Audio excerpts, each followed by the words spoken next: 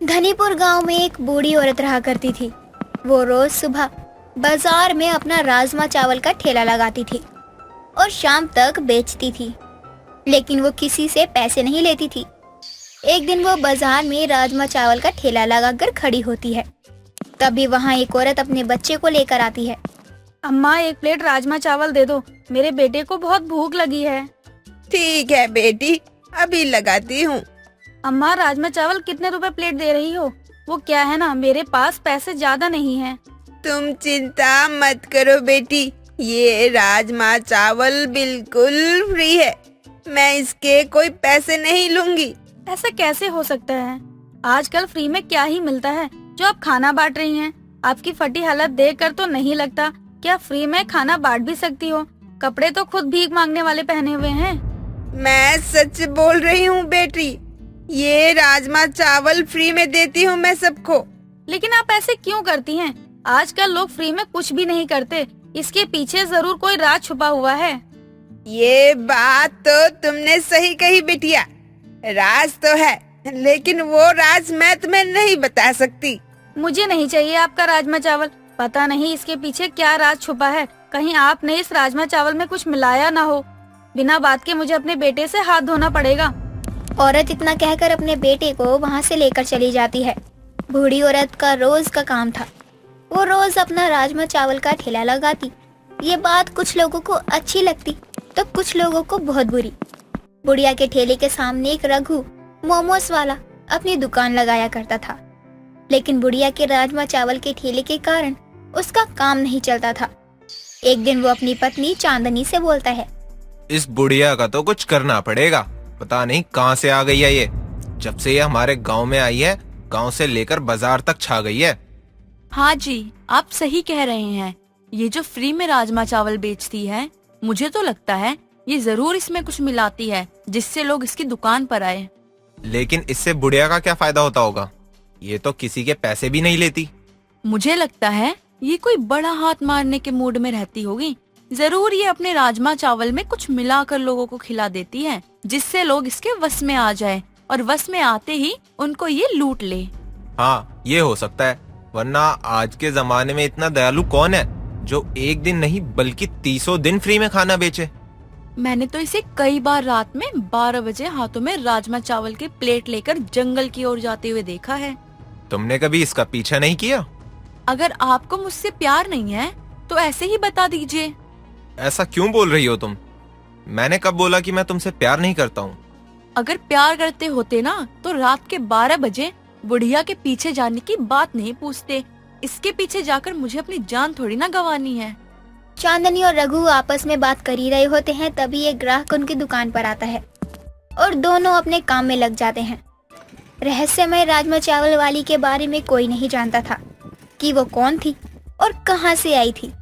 जब भी कोई उससे पूछता या उससे पूछने की कोशिश करता तो वो इनकार कर देती या तो जवाब ही नहीं देती। ऐसे ही दिन बीतते हैं। एक रोज बुढ़िया के ठेले पर भीड़ देखकर रघु और चांदनी गुस्से में सरपंच के घर जाते हैं। सरपंच जी, ये आप किस मुसीबत को गांव में ले आए हो? जब से ये आई है हमारा तो सारा काम ही बंद हो गया है। अब हम अपने बच्चे को कैसे पालेंगे? अगर ऐसा ही चलता रहा तो एक दिन हम दोनों को भीख मांगने की नौबत आ जाएगी। क्या हो गया तुम दोनों को? सुबह सुबह ऐसी बातें क्यों कर रहे हो? सरपंच जी, जिस बुढ़िया को आपने सहारा दिया अपने गांव में, वही बुढ़िया गांव वालों को तकलीफ दे रही है। अपना फ्री का राजमा चावल खिला के लोगों की दुकान का नुकसान कर रही है। अब इसमें मैं क्या कर सकता हूँ? किसी बेसहारे को सहारा देना तो अच्छा काम होता है ना। मैंने कुछ गलत तो नहीं किया है और ना ही बुढ़िया कुछ गलत कर रही है। अरे इस मामले में मैं तुम्हारी कोई मदद नहीं कर पाऊंगा। आप हमारी मदद नहीं करोगे तो कौन करेगा सरपंच जी? आप उस बुढ़िया को कह दीजिए वो हमारे गांव का बाजार छोड़ के चली जाए और ज्यादा धर्मात्मा कहीं और जाके बने। ये मैं तो बिल्कुल नहीं कर सकता, क्योंकि अगर वो गांव में ठेला लगाती है तो मैं एक बार के लिए कुछ बोल भी सकता हूँ, लेकिन बाजार में लगाती है उसके लिए मैं कुछ नहीं कह सकता। अगर तुमको बात करनी है तो खुद जाके बात कर लो उससे।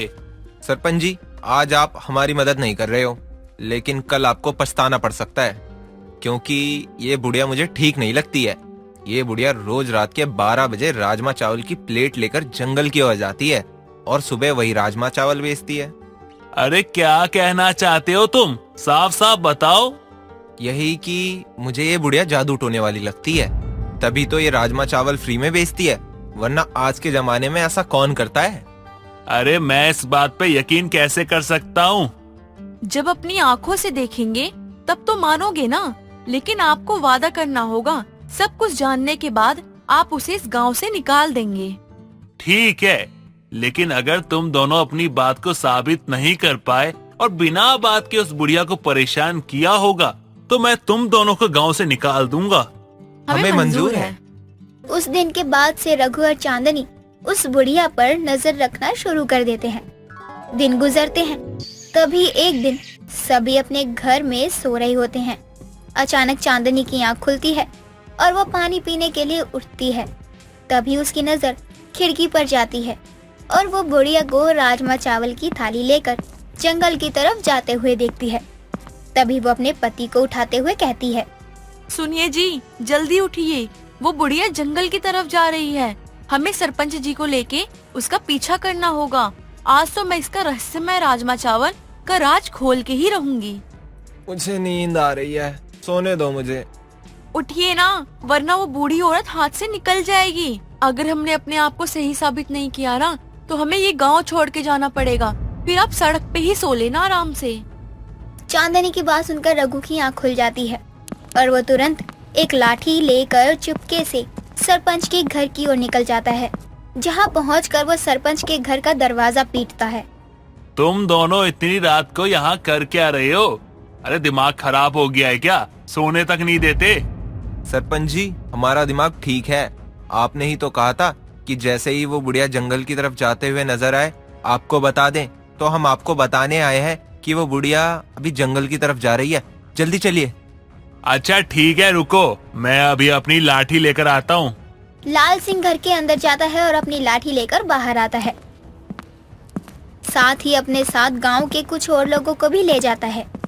सभी उस बुढ़िया का पीछा करते हुए धीरे धीरे आगे बढ़ ही रहे होते हैं। तभी वो देखते हैं वो बुढ़िया राजमा चावल लेकर एक समाधि के पास जाती है और प्लेट को समाधि के ऊपर रख देती है।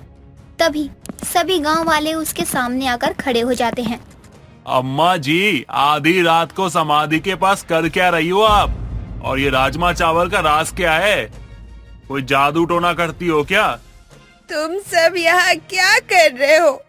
मेरा पोता सो रहा है, जाओ यहाँ से। अम्मा, ये आपका पोता नहीं है, समझने की कोशिश कीजिए, ये एक समाधि है। क्या हो गया है आपको?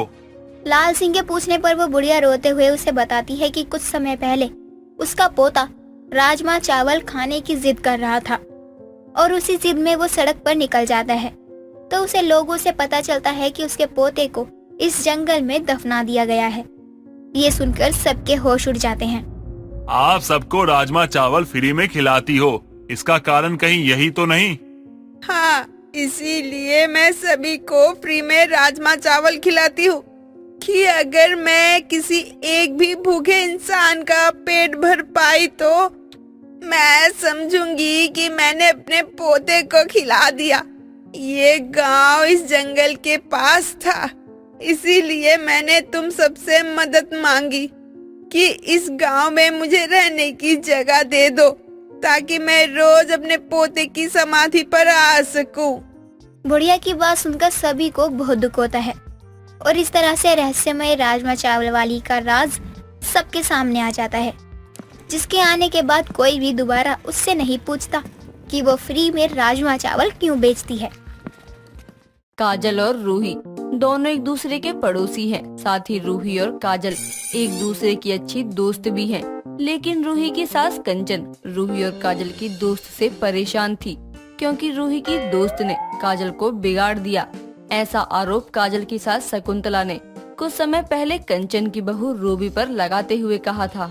तुम्हारी बहू की वजह से ना मेरी बहू एक मिनट भी घर में नहीं टिकती, हमेशा बाहर की सैर करती रहती है। इस तानों बानों की वजह से 25 सालों का कंचन और शकुंतला का आपसी रिश्ता खराब हो चुका है। दोनों सास के रिश्ते खराब होने का कारण बनने वाली बहुएं साथ थी और हर दिन की तरह दोनों की बहुएं आज फिर शॉपिंग के लिए बाहर निकलने का प्लान बना चुकी हैं और इसी वजह से दोनों अपने घर का सारा काम जल्दी जल्दी निपटा रही थी कि तभी छत पर कपड़े सुखाती हुई रूही को काजल अपनी छत से आवाज लगाते हुए बोलती है। दीदी आज कहाँ चलने का प्लान है? आज तो बिग मार्केट चलेंगे, सेल लगी है। वहाँ से बहुत सारी शॉपिंग करेंगे और फिर अपने फेमस ढाबे पर रुमाली रोटी खाएंगे। हाँ हाँ दीदी जरूर खाएंगे। मैं अपना काम जल्दी निपटा लूँ। हाँ काजल जल्दी कर ले, मैं अभी बचा हुआ काम निपटा लेती हूँ। कुछ समय बाद दोनों अपना काम खत्म कर मार्केट के लिए निकल जाते हैं, लेकिन ये सब शकुंतला और कंचन नोटिस कर रही होती हैं क्योंकि दोनों अपनी मर्जी से बाहर आती जाती थी, जिस वजह से शकुंतला और कंचन दोनों ही अपनी बहुओं से बहुत परेशान रहती थी। लेकिन वो दोनों चाहकर भी अपनी बहुओं को बोल नहीं पाती थी और देखते ही देखते शाम के 5 बज जाते हैं। अभी तक दोनों आई नहीं, कहीं फिर से शकुंतला आकर मुझसे ही लड़ने न लगे। कंचन अपनी बहू के ना लौटने से परेशान होती है, तो वहीं रूही और काजल आराम से शॉपिंग करने के बाद एक दूसरे से बोलती हैं। चल जल्दी कर काजल, हमें खाना खाने भी तो चलना है। मैं तो घर से कुछ खा पी कर भी नहीं आई हूँ। हाँ हाँ दीदी मैं भी कुछ खा कर नहीं आई हूँ क्योंकि मैंने भी आपकी रुमाली रोटी की आदत लगा ही ली है। दीदी सच में बहुत टेस्टी होता है बाबा का ढाबा की रुमाली रोटी। कुछ समय बाद दोनों डब्बे पर पहुंचकर रुमाली रोटी ऑर्डर करते हैं और करीब 5 प्लेट से भी ज्यादा रुमाली रोटी और चिकन अकेले रूही ही खा जाती है और काजल बस 1 प्लेट में ही कहती है मुझसे और नहीं खाई जाएगी। दोनों खाने के बाद सीधे घर के लिए निकलते हैं और कुछ समय बाद रूही के घर पहुंचते ही कंचन रूही से कहती है। आ गई, कहाँ लग गया इतना वक्त? माँ जी वो हमें चप्पल खरीदने में थोड़ा लेट हो गया। ठीक है, तुम लोगों का तो रोज का हो गया है। अपनी आदत सुधारो और घर पर रहने की आदत डालो और जा अब खाने की तैयारी कर ले। अमन आता ही होगा, उसे जल्दी सोने की आदत है ना। रूही किचन में खाना बनाते हुए काजल से फोन पर बात कर रही होती है, जहां काजल रूही से बोलती है। दीदी आज तो मजा आ गया इतना स्पाइसी खाना खाकर, मैं तो और कुछ भी नहीं खा सकती। हाँ मैं भी नहीं, मैं तो अमन और माँ जी के लिए बस खाना बना रही हूँ। मैं भी कुछ खाने की हालत में नहीं हूँ। इधर कंचन रूही को हॉल में से आवाज लगाते हुए कहती है। अब तक तेरा खाना नहीं बना बहू, अमन आ गया है। ऑफिस से वो सीधे खाने के लिए बैठेगा। हाँ माँ जी खाना तो बन गया है, बस रोटी बना रही हूँ। अमन फ्रेश होकर खाने के टेबल पर बैठते हुए रूही को आवाज लगाकर कहता है। रूही रूही। हाँ आई, बस खाना हो गया। हाँ खाना लगा दो, बहुत भूख लगी है। अच्छा ठीक है अभी लाई। रूही जल्दी से सब्जी परोस कर वापस से रसोई में चली जाती है और एक बार फिर से अमन रूही को आवाज लगाता है और इस बार कहता है। सब्जी देकर कहाँ चली गई? रोटी कौन देगा? आई बस हो गया। रूही काफी इंतजार करवाने के बाद रुमाली रोटी बनाकर लाती है जो अधपकी हुई है। अमन रोटी को देखते ही रूही से कहता है। ये क्या है, रोटी या रोटा? अरे इतनी बड़ी रोटी और वो भी आधी कच्ची। हाँ जी ये बड़ी रोटी जरूर है, पर ये रोटा नहीं रुमाली रोटी है। मुझे ऐसा क्यों लगता है कि मैंने ऐसी रोटी कभी खाई नहीं है और इसे रुमाली रोटी कहते हैं। और इतने में कंचन शोर सुनते हुए वहाँ आ जाती है और वहाँ क्या चल रहा है ये समझते हुए रूही से कहती है। बहू ये सच में क्या बनाया है तूने? माँ जी ये रुमाली रोटी है। मुझे दिख रहा है कि ये रुमाली रोटी है, पर इस तरह की आधी पक्की रोटी को कौन खाएगा? कोई भी खाए, लेकिन मैं तो बिल्कुल भी खाने वाला नहीं हूँ। मैं तो चला सोने। मैंने बहुत प्यार से बनाया है, खा लो ना जी। तुम ही खाओ। हाँ बहू तू ही खा, मेरे बस की भी नहीं। न जाने क्या बनाया है तूने, मेरी तो उम्र भी नहीं जो कुछ भी खाकर पचा लूं। अमन गुस्से में बिना कुछ खाए पिए सो जाता है और कंचन भी बिना खाए सो जाती है। लेकिन रात के 12 बजे किचन का सारा काम पूरा करने के बाद रूही को भूख लग जाती है और वो रुमाली रोटी लेकर खाने बैठ जाती है। इसी वक्त कंचन पानी लेने के लिए उठती है और वही देखकर हैरान रह जाती है कि रूही ने जितनी भी रुमाली रोटी बनाई थी वो सब वो अकेले ही खा रही होती है। ये देखकर कंचन सोचने लगती है, कैसी औरत है, अपने पति को भूखे सुलाकर खुद खा रही है। कंचन ये सोचने के बाद उन रुमाली रोटियों को देख रही होती है जो कि एकदम परफेक्ट थी, ना कच्ची थी ना आधी पक्की थी। पर ऐसा कैसे हो सकता है, ये सोचकर कंचन अपने कमरे में वापस चली जाती है। फिर अगली सुबह कंचन जानबूझकर रूही से कहती है, रूही बेटा, कल जो तुमने रोटी बनाई थी वो तुम गाय को दे दो, क्योंकि उसे तो किसी ने हाथ तक नहीं लगाया। लाओ तो मैं ही दे आती हूँ गाय को रोटी। माँ जी, वो रोटियाँ तो मैंने रात को ही कुत्ते को दे दी थी। वो तो कई सारी थी, फिर भी और तो होगी ना। नहीं माँ जी, वो तो सारा ही मैंने कुत्तों को डाल दिया था। ऐसे कैसे हो सकता है? इतनी रोटी खुद खाकर बहू कुत्ते का नाम लगा रही है। अरे खाने पीने की क्या कमी है? बोले तो सही कि मुझे ज्यादा खाने की आदत है। खैर, मैं दूसरा काम देखूं। देर शाम में काजल रूही को मार्केट चलने के लिए बुलाने आती है। चलो दीदी मार्केट। बस रुक, हो गया, चलती हूँ। रूही घर से निकलते हुए अपनी सास से कहती है, माँ जी, मैं बाजार जा रही हूँ, आने में समय भी लग सकता है। जल्दी आने की कोशिश करना।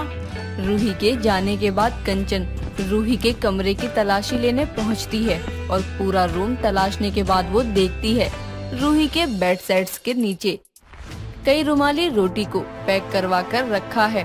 अब कंचन का शक यकीन में बदल जाता है कि रूही को रुमाली रोटी खाने की बड़ी वाली आदत है, वो भी इतनी ज्यादा कि वो उन्हें अपने बेड के नीचे छुपा कर रखती है और रात को भी खाती है, वो भी किसी राक्षस की तरह। कंचन रूही को ये पता भी नहीं लगने देती कि वो रूही की इस गंदी आदत से वाकिफ थी। कुछ दिनों बाद अमन की बर्थडे पार्टी का दिन आता है। सभी मेहमान पार्टी में आकर खाना खाते हैं और रूही तो सबसे पहले पार्टी में मौजूद रुमाली रोटी पर टूटते हुए बोलती है, भैया रुमाली रोटी बनाते जाओ और मुझे परोसते जाओ। और देखो, रुकनी नहीं चाहिए मेरी रोटियाँ, समझे? जिसने ये पार्टी दी है ना, उसकी बीवी हूँ मैं, इसलिए मैं जमकर खाऊंगी। रूही की बात सुनकर रुमाली रोटी बनाने वाला उसको रोटियां परोसने लगता है और देखते ही देखते रूही 25 रोटियां खा जाती है। सभी मेहमान रूही को देखकर उसका मजाक बनाने लगते हैं, जिससे अमन और कंचन को शर्मिंदगी का सामना करना पड़ता है।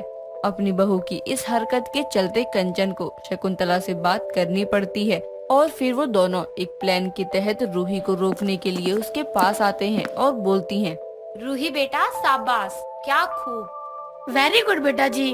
अमन, काजल और बाकी सब मेहमान हैरान थे कि आखिर कंचन और शकुंतला रूही को शाबाशी क्यों दे रही हैं। तभी अमन गुस्से में बोलता है, ये आप क्या कह रही है माँ?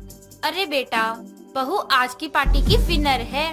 रूही भी ये देखकर खाना छोड़ देती है और अपनी सास का मुंह ताकने लगती है। इतने में कंचन बोलती है, बधाई या रूही, इस कंपटीशन में तुम विनर हो, क्योंकि काजल ने सिर्फ एक रुमाली रोटी खाई और तुमने 25 प्लेट से भी ज्यादा। इतना सुनते ही सभी लोगों को लगता है कि रूही कंपटीशन के लिए ही इतनी रोटियां खा रही थी, इसीलिए सब तालियां बजाकर उसको बधाई देते हैं। लेकिन वहीं रूही समझ जाती है कि उसकी सास और शकुंतला ने ये इसलिए किया ताकि रूही को लोगों के मजाक से बचाया जा सके।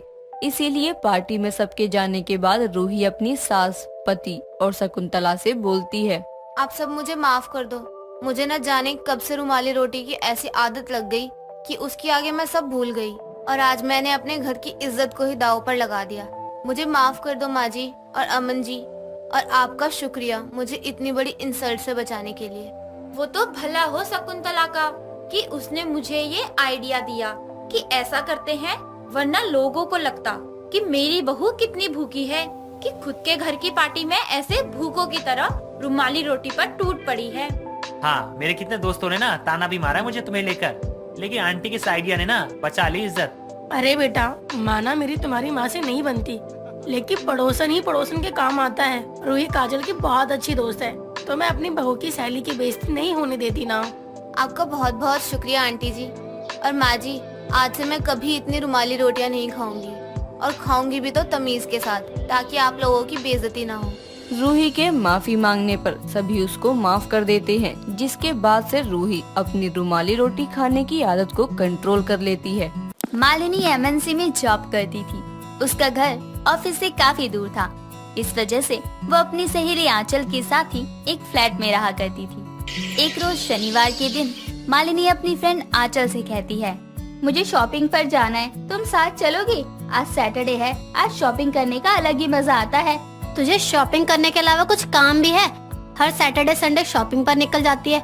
वैसे कुछ सामान तो मुझे भी लेना था, चलते हैं। थोड़ी देर बाद दोनों शॉपिंग के लिए निकल जाती हैं और शॉपिंग करना शुरू कर देती हैं।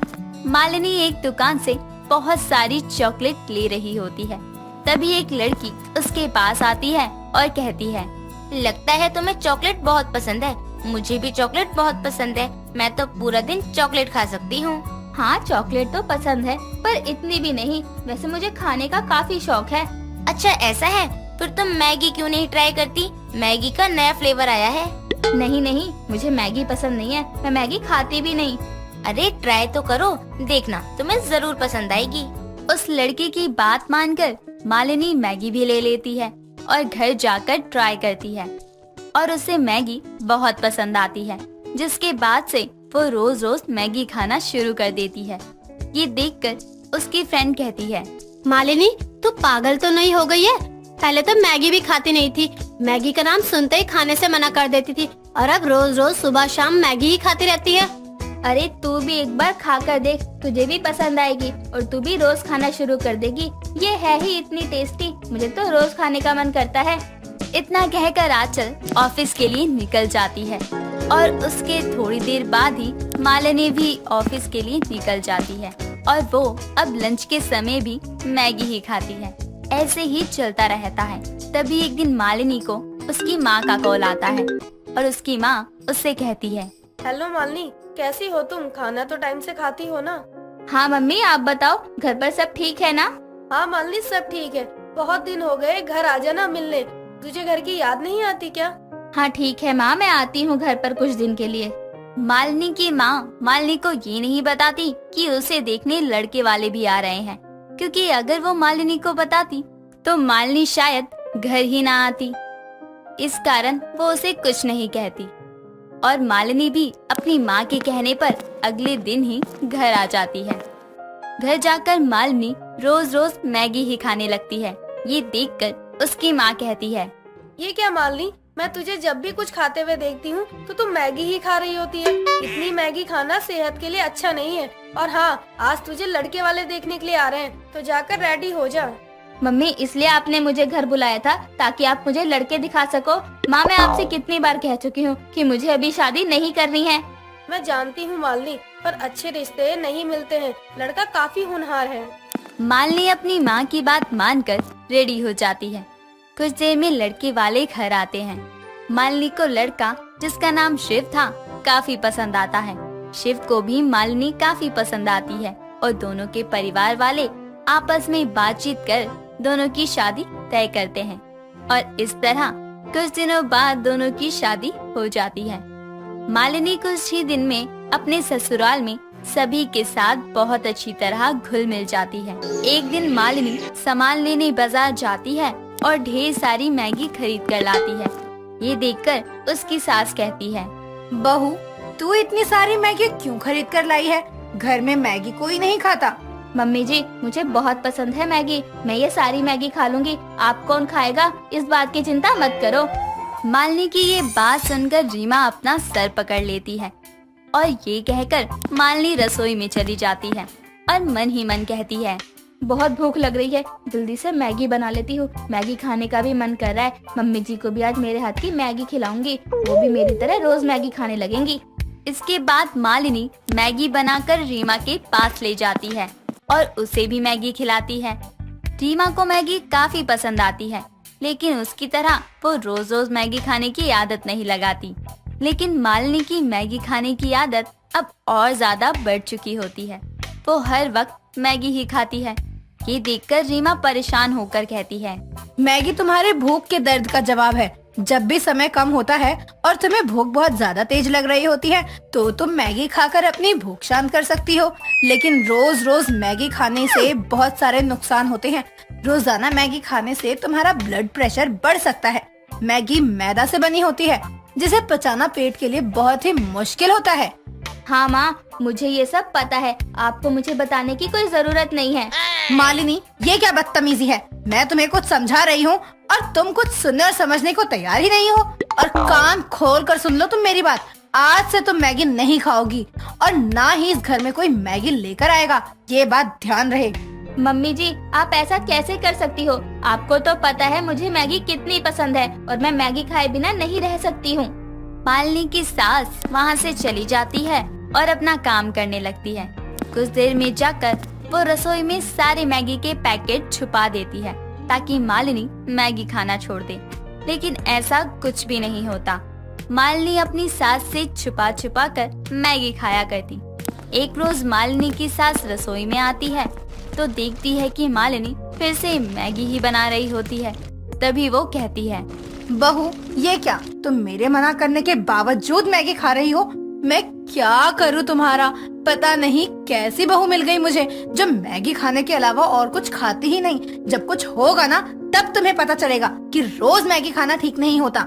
माँ आप गुस्सा मत करो, मैं अब से आपकी सारी बात मानूंगी। जो भी आप कहेंगी मैं आज से ही मैगी खाना भी छोड़ दूंगी। देखती हूँ कि आखिर कब तक तुम मेरी बात मानती हो और मैगी नहीं खाती। मुझे क्या, तबीयत तेरी खराब होगी, मेरी थोड़ी ना।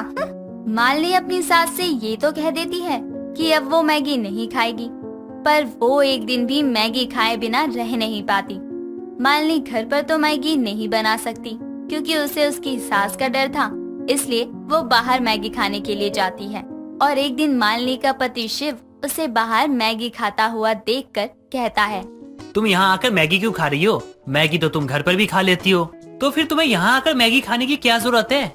शिव की बात सुनकर वो शिव को सभी कुछ बताते हुए कहती है, मैंने जब बोल दिया कि मैं आपसे मैगी नहीं खाऊंगी, लेकिन मैं एक भी दिन मैगी के बिना नहीं रह पाई।